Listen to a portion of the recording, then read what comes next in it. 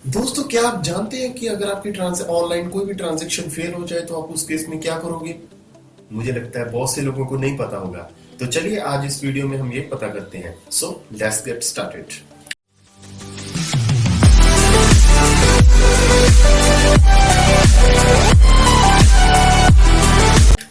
देखिए दोस्तों, होता क्या है, अगर आपकी कोई भी ट्रांजैक्शन फेल हो जाती है ऑनलाइन, आप किसी भी, चाहे आप फ्लिपकार्ट, अमेजोन, किसी भी साइट पे आप पे कर रहे हो, अगर आपकी कोई भी ट्रांजैक्शन फेल होती है तो उसके दो केसेस हो सकते हैं। देखिए, सबसे पहला केस क्या है? पहले केस में क्या है दोस्तों कि हो सकता है कि आप कोई भी ट्रांजैक्शन करने लगे, पर क्या है कि आपका इंटरनेट कनेक्टिविटी डाउन हो जाए और आपकी ट्रांजैक्शन फेल हो जाए। पहला केस ये होता है। उस केस में आपको कोई भी टेंशन वाली बात नहीं है, क्योंकि जो भी आपकी जो ट्रांजैक्शन है, जो भी आपके पैसे हैं सारे, वो आपके बैंक में सेफ पड़े हैं। आपकी स्टार्टिंग से ही ट्रांजैक्शन फेल हो गई है मीन्स। ठीक है। तो सेकंड केस क्या है? सेकंड केस में दोस्तों क्या हो सकता है कि आपके बैंक में से पैसे डिडक्ट हो गए हो, पर जो सेलर है, मान लीजिए स्नैपडील है, फ्लिपकार्ट है, जो भी सेलर है उसके पास आपके पैसे नहीं पहुंचे, तो ये बहुत ही क्रिटिकल केस हो जाता है। तो इस केस में आप क्या करोगे? चलिए आज इस वीडियो में हम ये देखते हैं। सो अब हम दूसरे केस की बात कर लेते हैं, क्योंकि फर्स्ट केस तो आपको पता ही है कि उसमें तो आपके पैसे सेफ पड़े हैं। तो सबसे पहले आप दोस्तों क्या कर सकते हो, जब आपकी इस तरह की कोई भी ट्रांजैक्शन फेल होती है तो सबसे पहले आप अपने बैंक को अप्रोच करोगे, क्योंकि उस केस में क्या है दोस्तों, सारी की सारी गलती जो है वो आपके बैंक की है। ठीक है, क्योंकि आपकी जो अमाउंट है बैंक में से डिडक्ट हुई है, सेलर तक नहीं पहुंची है। अगर आपकी अमाउंट सेलर तक पहुंच जाती फिर आप सेलर को कह सकते थे, पर इस केस में आप क्या करोगे, आप सबसे पहले बैंक को अप्रोच करोगे। देखिए प्रोसेस क्या होता है, सबसे पहले आप रिटन एप्लीकेशन दो अपनी बैंक को कि मेरा ये प्रॉब्लम है, मैंने इस तरह से इस सेलर को पेमेंट की थी और उस वजह से मेरी ये ट्रांजैक्शन किसी कारण करके, चाहे नेट की वजह से हो, चाहे कोई वाईफाई में प्रॉब्लम आ गई हो, तो उस वजह से मेरी ये ट्रांजैक्शन फेल हो गई है, तो आप उसे रिफंड कीजिए।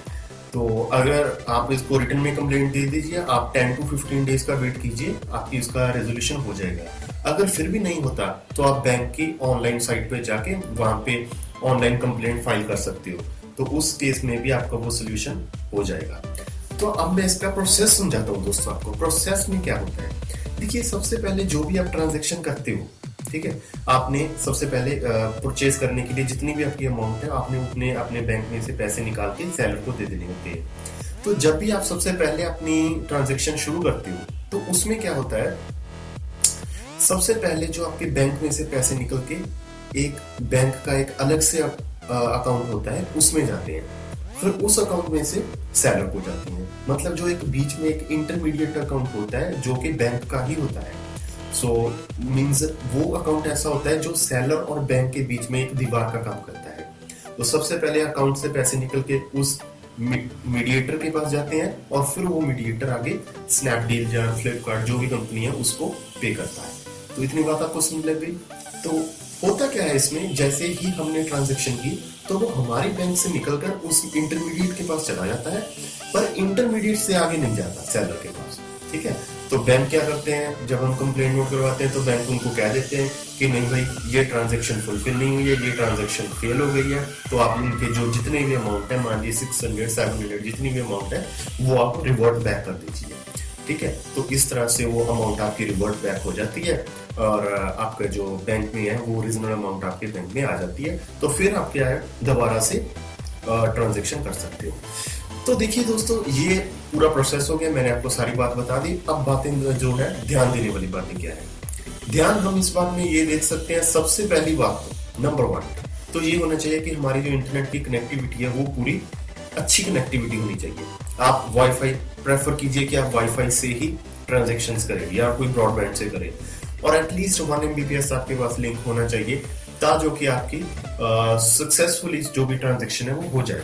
क्योंकि दोस्तों 4G में क्या होता है, जैसे हमने कोई भी कंपनी का 4G यूज कर लो, क्योंकि जो डाटा कनेक्शन होता है उसमें क्या होता है, हमें फिर भी थोड़ा कॉशन रखनी पड़ती है कि कहीं ऑन दैट सेम स्पॉट आके हमारी ट्रांजैक्शन फेल ना हो जाए, कहीं इंटरनेट कनेक्टिविटी डाउन ना हो जाए। सो इंटरनेट का बहुत बड़ा रोल है, हमें पूरा स्टेबल कनेक्शन चाहिए जो भी हम यूज करते हैं, पहली बात। दूसरी बात ये चाहिए कि आप हमेशा ट्रस्टेड साइट्स पे ही पे कीजिए, क्योंकि कई बार वैसे इसका कोई ट्रांजैक्शन फेल होने से तो कोई इतना ज़्यादा तो कनेक्शन नहीं है, पर फिर भी कई केसेस में हम देखते हैं कि जो इतने प्रेफरेबल गेटवेज नहीं होते, तो उसमें ये ज़्यादातर प्रॉब्लम आ जाती है। सो बिल्ड डेस्क पे आप ट्राई कीजिए कि आप बिल्ड डेस्क पे अगर कर सकते हो तो गेटवे चूज कीजिए। कई बार हमें ऑप्शन मिलते हैं कि आप कौन से गेटवे के थ्रू पे करना चाहते हो, तो आप डेफिनेटली बिल्ड डेस्क पे ही पे कीजिए।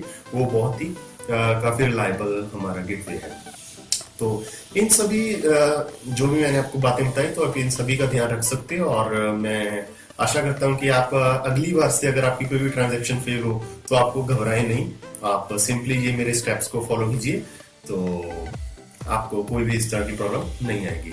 सो thanks for watching this video and have a nice day. This is techie Jaspreet signing off. Bye bye.